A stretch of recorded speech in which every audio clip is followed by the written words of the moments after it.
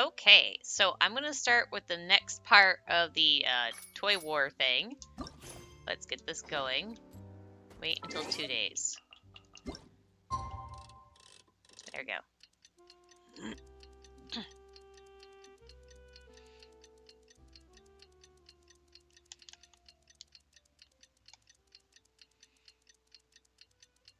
This is taking a while.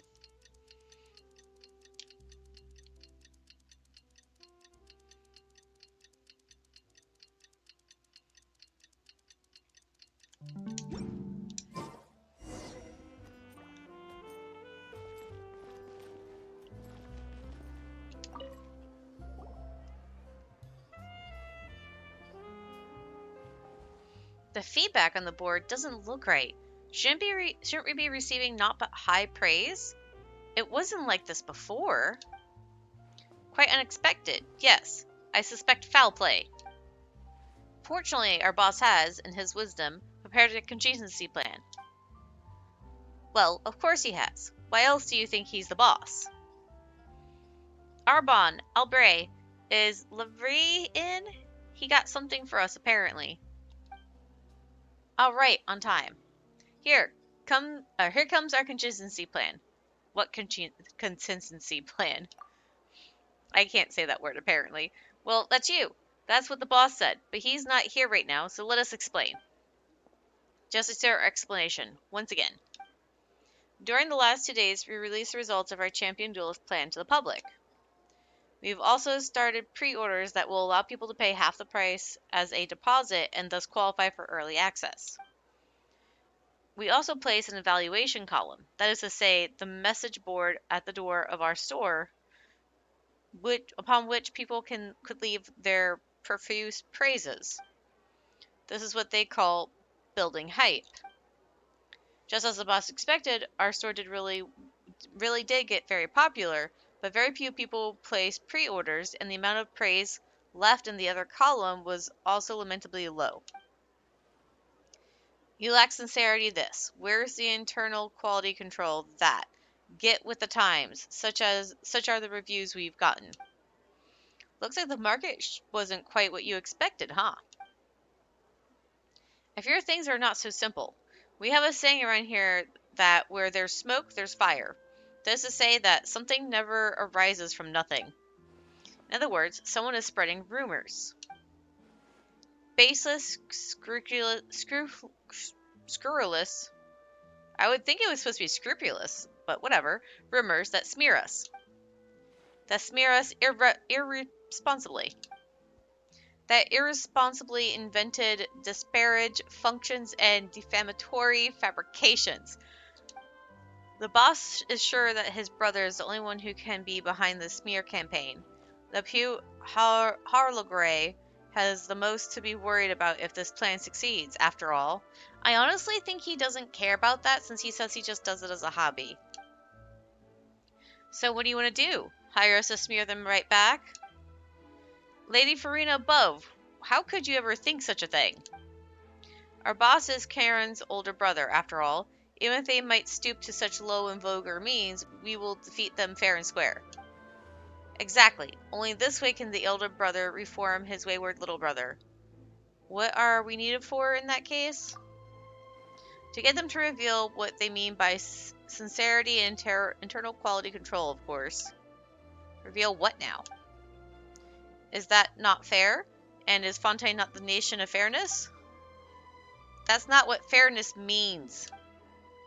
The boss said that since everyone seems to think that the other party's packaging has been done with sincerity, we should keep pace with them. We shall package our champion duels as a package adventurers. Adding that to our wealth of data will guarantee us a comeback victory. Packaging? Nah, they just turned an adventurer's tale into a toy, that's all. Oh, that must be it. Please ask them what it is. What is? Anyways, that story must be the packaging we speak of. I too have heard a little of something. It seems that while Charon was drunk, he accidentally let slip that this toy was made due to a certain person. Imagine what a grand tale they must have shared to inspire such words from him. Huh? Really? You know, traveler, Paimon's suddenly curious as to what that story might be. Why don't we try going back and asking? Will you? Oh, splendid, splendid. We shall leave this in your capable hands, then, Miss Paimon, Mr. Traveler. Don't know why I'm having so much trouble saying those words.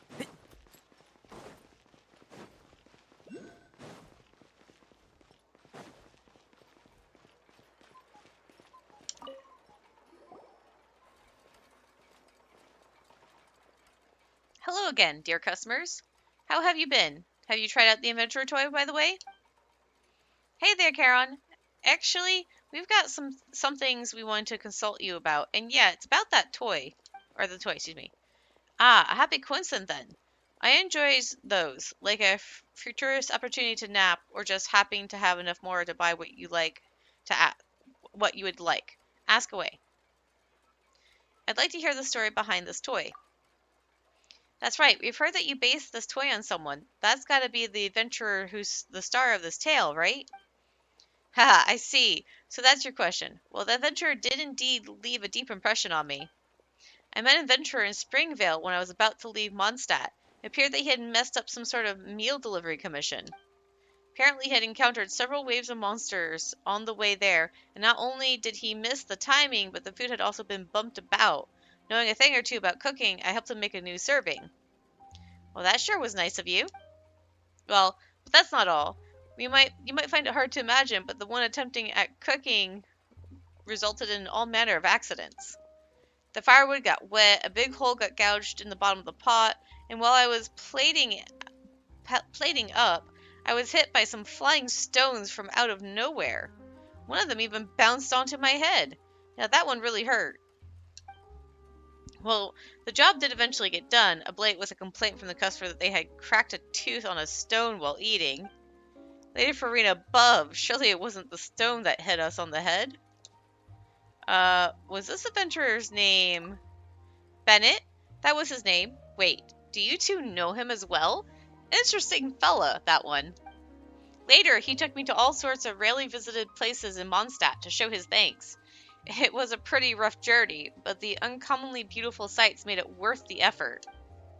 I would have taken him for a travel enthusiast had he not told me that he had discovered those places by losing his footing during adventures or from getting lost. On the day of my return to Fontaine, he came to say goodbye, and there I asked him if he considered his unlucky disposition bothersome. He just gave me a thumbs up and said, "The world is full of all sorts of people, and maybe I just happen to be the unluckiest. But thanks to that, I've also become the bravest person, and that's given me access to sights only I can see." What a brilliant way of putting things. Walking the path of misfortune with a big smile on one's face. Perhaps that's the spirit of a true adventurer. That's right, Bennett's the most adventurous adventurer for sure. If bad luck can be infectious, perhaps that adventuring spirit could be too. And with any luck, the later can spread far further than the former. Ha, I wonder, will this story give you enough material for your report? How did you figure that one out this time? Where there's smoke, there's fire. That's what we say in Fontaine. If you really want to know about this story, you'd have asked the first time, but since you're only doing that now, I can only guess that my brother put you up to it. So you really did know. You know, Paimon doesn't get why Livray would have such a dim view of you. You're pretty smart, and you seem like a nice guy. It's anger, I think. He's probably still mad at me for what he sees as a betrayal. Huh? Betrayal? Our family is well known for our skills in making clockwork devices. I've always been good at making toys of that sort, and my brother isn't quite as good. He's got a real knack for doing business. Since we both loved toys, we agreed that when we grew up, we would set up the best toy store ever. But it was only when we grew up that we realized that someone had to succeed the family business. That is to say, the shop. My brother had a big fight with our father over that, and he went to strike out on his own. I, on the other hand, was convinced to stay. And is that not a betrayal? Does that really count, though? Well, it wasn't a show at adventurousness, that was for sure. I was afraid that if I failed to make a name for myself out there, I'd have to come crawling back to the family business. I just couldn't take that pressure. I've always been like that. I'd be the first to cry when we encountered some hooligans on the streets, but my brother would have me get behind him with a, "Don't worry, watch me send them flying with my knuckle sandwich." Your relationship seems kind of complicated. Well, I suppose that's how things played out, huh? In any case, I'll be here if you have any other questions. You're always welcome here in my store.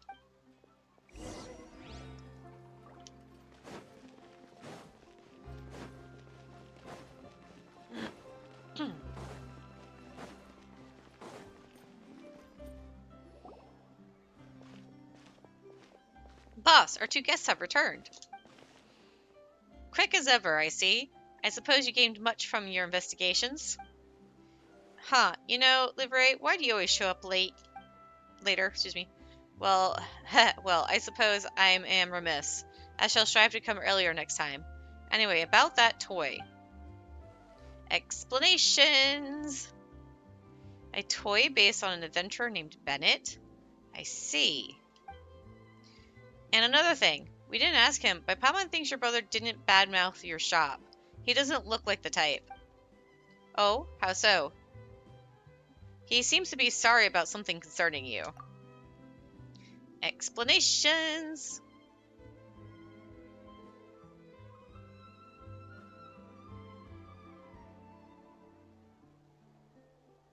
Huh. If you ask me, I don't think that idiot would do something like that either. Wait, so what was this whole contingency thing about? Voss was just looking for an excuse, I suppose. More likely than not, I say. Well, he is a businessman, and businessmen have reputations to consider. And he is a big brother, is he not? A big brother's got a name to uphold, you know? Say any more, or I'll eat, or you'll eat my knuckles sandwich. Yeah, Leafray's exactly what Karen said he'd be like. Well, dear guest, was just thinking that I should go pay that idiot a visit. Whoa, are you gonna put your differences aside and ask him for advice then? Of course not. But if he thinks he's betrayed me and feels bad about that, shouldn't I give him the opportunity to apologize to my face? He did say that, but Piamon doesn't think that that's the sort of betrayal someone needs to apologize for. Well, it's decided. Arbon, there's no need for any further pre-orders. Return all deposits as needed and keep that evaluation board. What? Boss? So you're not executing the plan anymore? What about the data collection? There's still time to make adjustments. No, the data collection continues. I have other plans for that. And you've got payments to collect, don't you? I always do honest business. Suspiciously honest, in this case. Ah, the boss is a boss, even when he's being stubborn. I wouldn't call his attitude toward toys completely worthless. I'll pay a visit to Le Prut Har Le Gray once the next 2 days of data collections are complete. I'd like you two to come.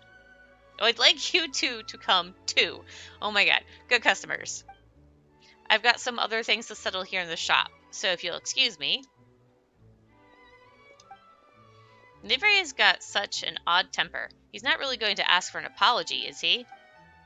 Well, would you look at that? Our third party has brought about an opportunity for change once again. Third party? That's the two of you, of course. Thanks to you, the differences between the two shops owners may yet be resolved. That's what happened previously, too. Previously? Hi. Have you noticed how this shop is separated from the Hollow Gray by the Northland Bank? Boss originally wanted to set up shop next to the Hollow Gray to compete with them directly. Now I doubt that they knew about the boss's history when they reserved that space, but in some way they became a mediator in the conflict, didn't they? That's super interesting. The Fatui love to meddle in other people's business, but this sort of meddling's a first for sure. And that's the importance of third parties, just like how a double act still needs an audience. Well, what about solo acts? Would things work with just one actor and one audience? Wait, are you trying to betray me too? You better watch out for my knuckle sandwich then. Oh boy.